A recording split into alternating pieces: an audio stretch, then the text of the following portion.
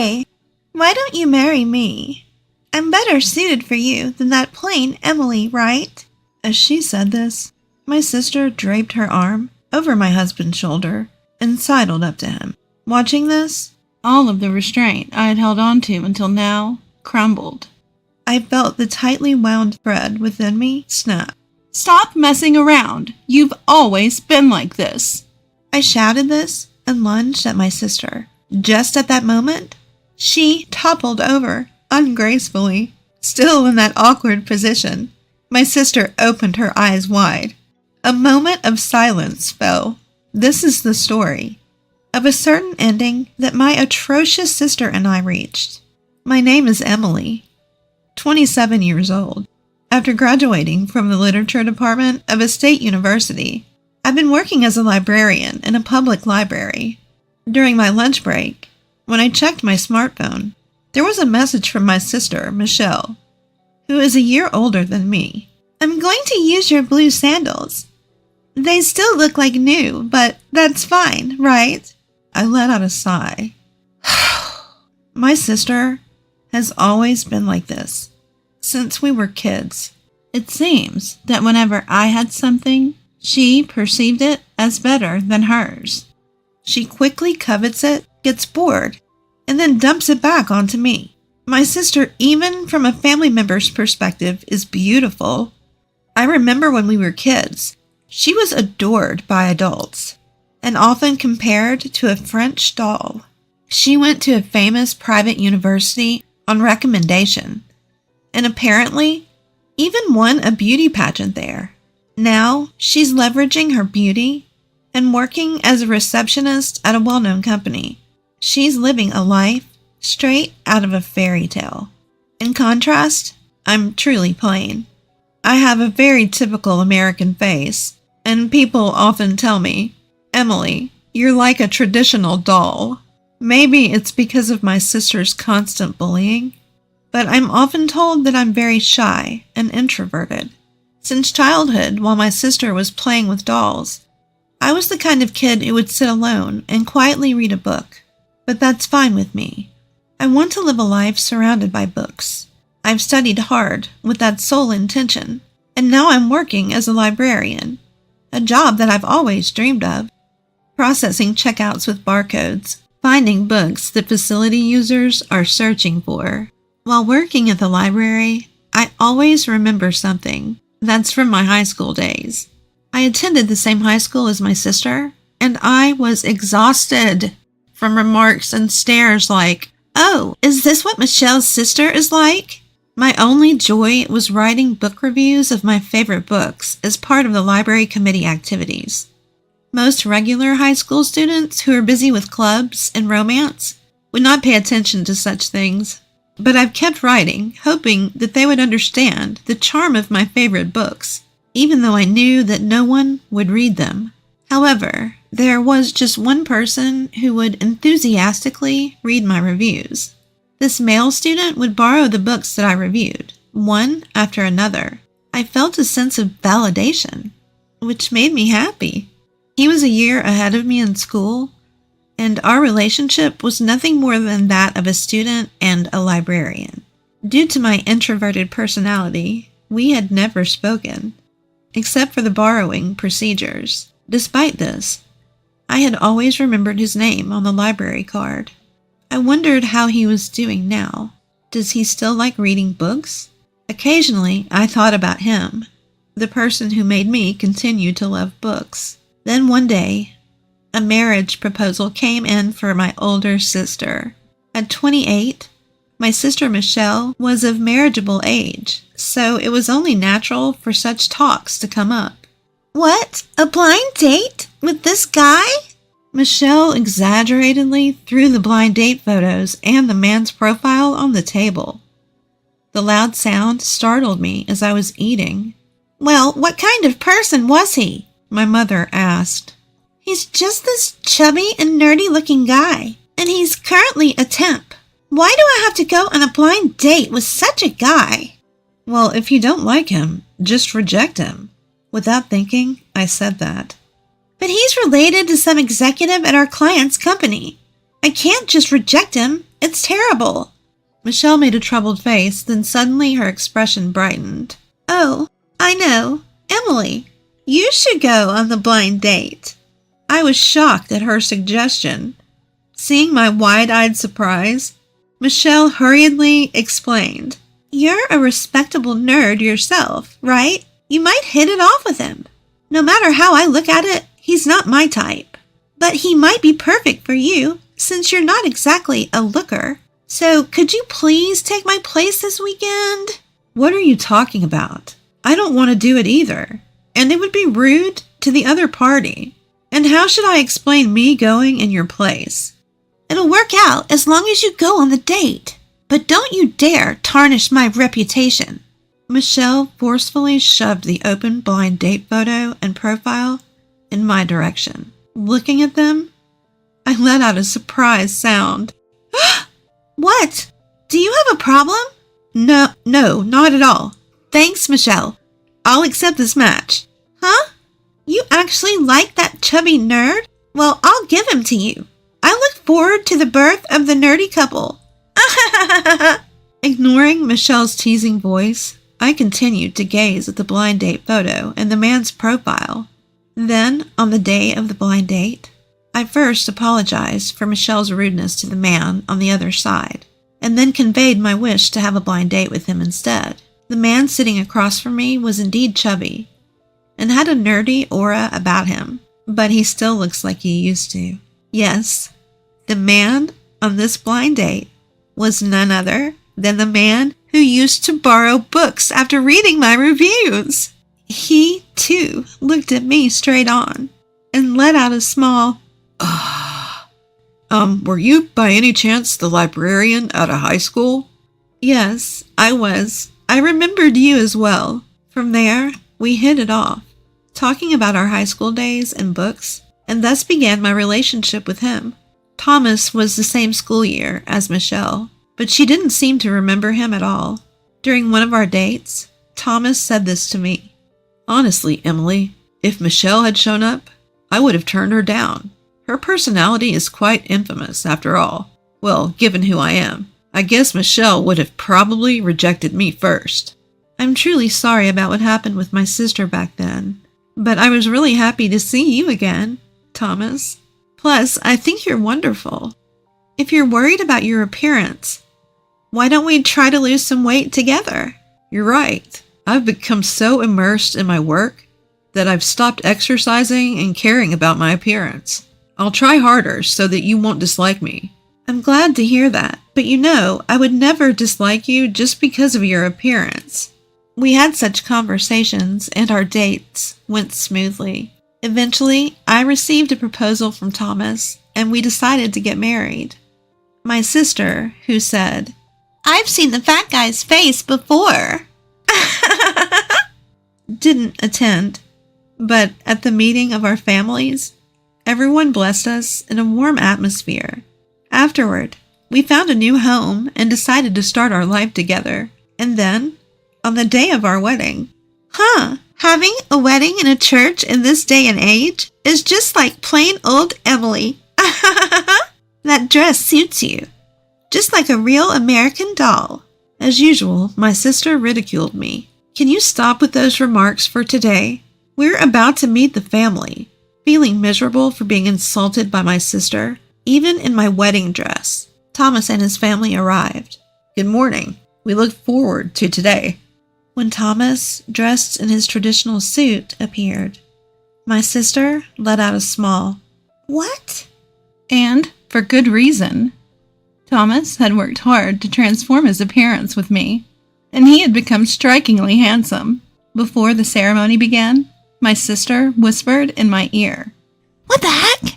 He looks nothing like the photo from before." Thomas worked hard. He already had a beautiful face.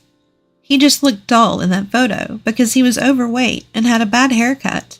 I thought he had had plastic surgery. It's great that a porcelain doll like you could marry a man who looks like a movie star. Despite enduring my sister's sarcasm, we managed to get through the wedding ceremony. We had a small reception at the church, with only those who were important to us. As we were about to leave, with the happiness of being blessed. It happened.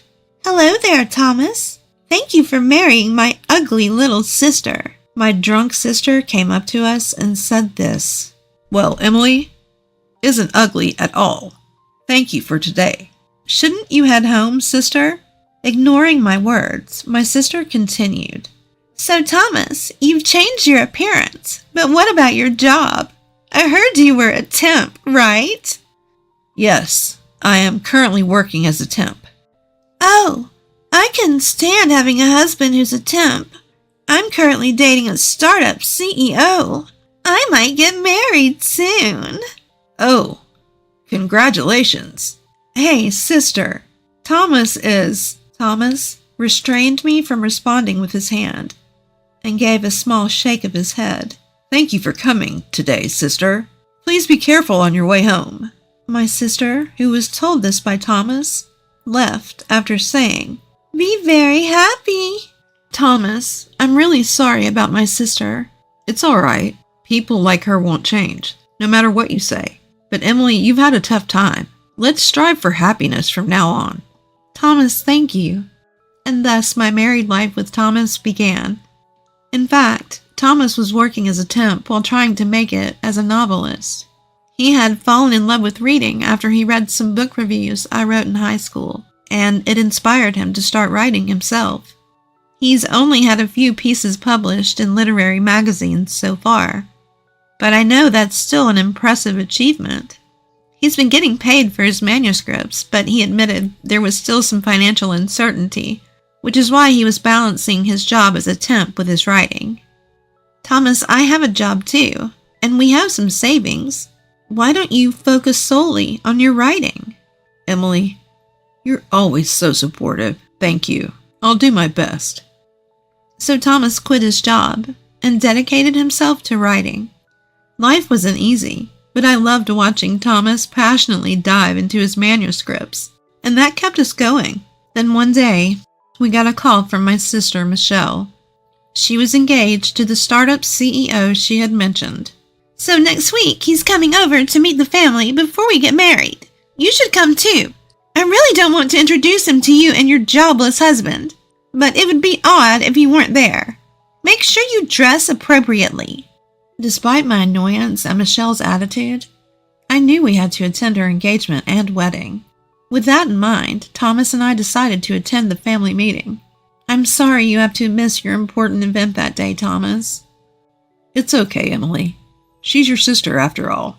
When we arrived at the meeting place, Michelle, wearing a smug expression, was there.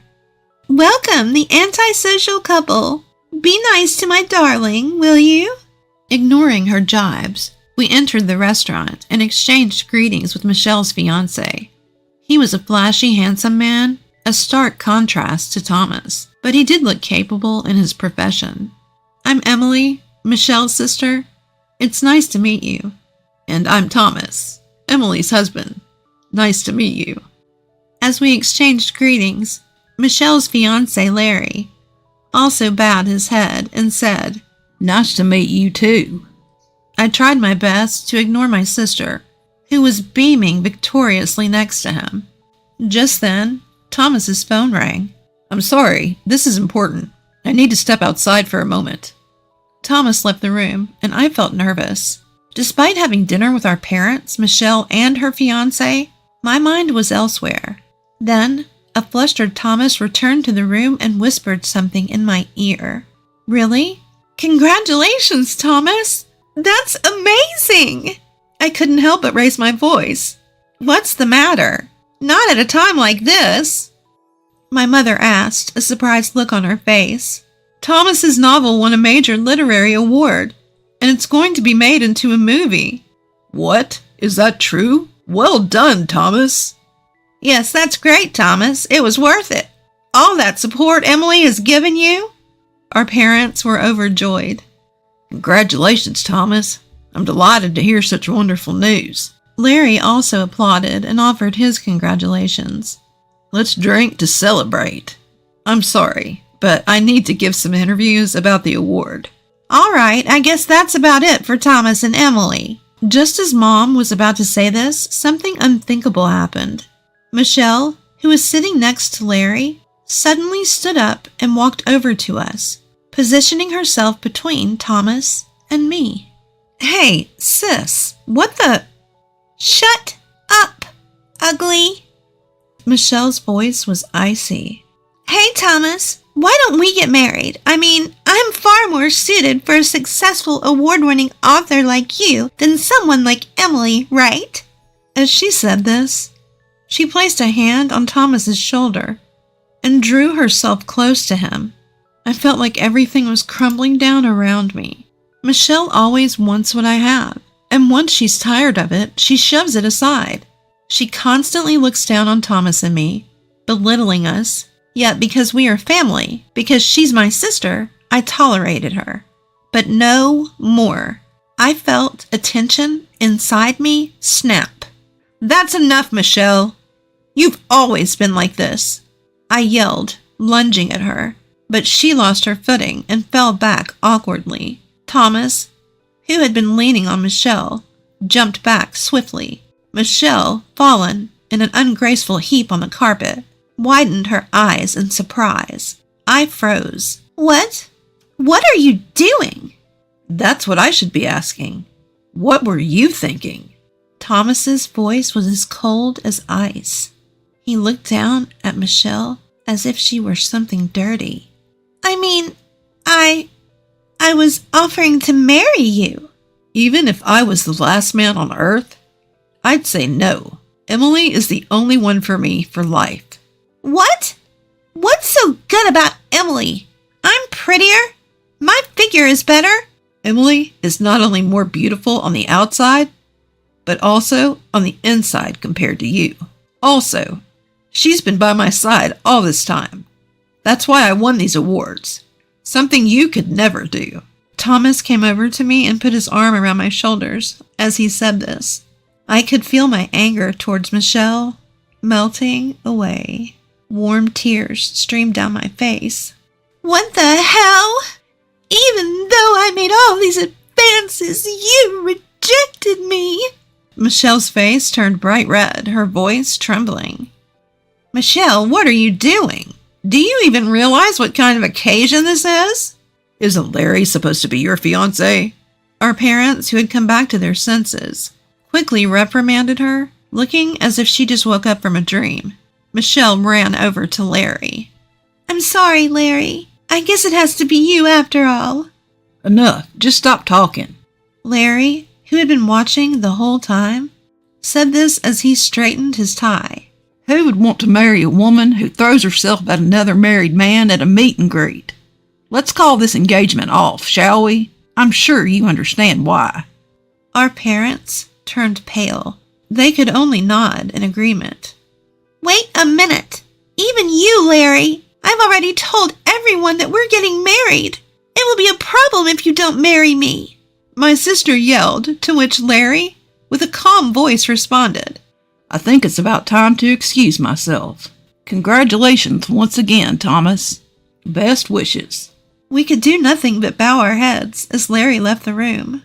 Wait a minute, Larry! Larry! No! Only the shrill sound of my sister's frantic cries echoed. I am disgusted. Don't show your face for a while. Our parents also left the restaurant, casting a contemptuous look at my sister. Emily, let's go home. I held Thomas's hand tighter as he reached for mine. Turning around, I saw my sister collapse in a daze. Fast forward a few months, after her engagement with Larry was broken off, my sister seemed depressed for a while, but is now eagerly searching for a new marriage partner. However, she only seems to be seeking high-profile partners, and men who seem to be astounded by her mercenary attitude. My sister, whose beauty has started to fade with age, is likely to have a hard time finding a marriage partner. As for us, Thomas, who was busy for a while, after winning the award, with the award ceremonies, interviews, and film releases, is now actively working on his next project. Thomas has always been kind to me, but he's now renowned as a loving husband, often sharing stories about me in his award interviews, supporting my growing belly due to my pregnancy. I pledged to support Thomas always.